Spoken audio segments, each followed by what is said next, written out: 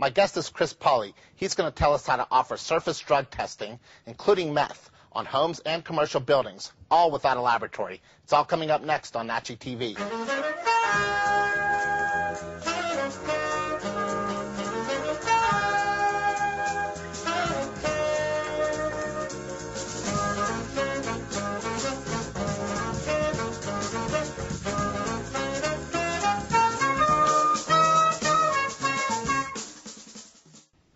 Chris, thanks for being on the show. Do homes in the United States and Canada really have meth problems? Absolutely.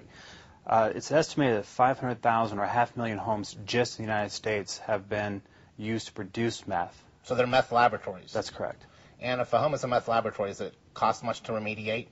Right now the average cost is between $14,000 to $100,000 to remediate a home. Are home inspectors offering meth testing? Absolutely, yes they are. I understand in Utah it's mandatory? Correct. There was actually a lawsuit 2 years ago where a couple bought a home, they moved into the property, and their child suffered chemical burns from the remains of the meth lab. So currently, how do inspectors offer meth testing? Currently, home inspectors come into a property, take several swab samples, package them, and send them off to a laboratory. So they have to send them off to a laboratory, and how fast do they get the results? Usually within 7 to 10 days. 7 to 10 days? That's correct. Now, but you're a system drug detective. You have a method by which they can get the results right on site within a few minutes? That's correct. It takes an average 10 minutes to find the results. And a report is ready right there? Right there on the spot. Okay, here we have a common light switch. So how can we test for drugs? The test is very, very simple. I like to call it a pour, swab, collect, and test process. We have the first two things we want to do is open up the swab, making sure not to handle the white sponge portion. And the second part is a alcohol buffer solution. What you want to do is open up this and pour the alcohol into the swab. It'll hold everything that's in there, so empty it out. You can see it collects and changes color slightly. Then what you'll do is you'll take this and very lightly, feather light, just swab the light switch. We recommend light switches, door handles, kitchen sinks, actually any sink, and countertops are the primary areas where a lot of handling goes on. If they're using or making meth, this is where the contamination is going to be found. Okay. The next process is to collect. And what you do is just squeeze. And you're pushing that down in there so that the alcohol comes off? Correct. There's a little strainer in there that we push this against to collect the alcohol. You're done with the swab. Once you've collected it, you just want to agitate it for a few seconds. Recommend 30, but it doesn't take very long. Now we're going to get into the testing. So we're not sending it off to a laboratory? That's correct. This test is actually designed to test for 6 different narcotics at a time. What are the 6? Methamphetamines, amphetamines, opiates, cocaine, PCP, and marijuana. Okay. So after you've agitated this thing for 30 seconds, what you'll do is spin off the top and put 3 drops into each of the wells. And that's it. The test is, as far as we're concerned, is done. It takes about 5 to 10 minutes for this to wick through.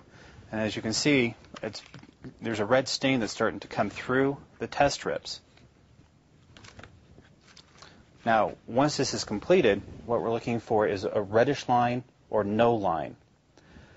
A reddish line is a negative, and a clear line is a positive.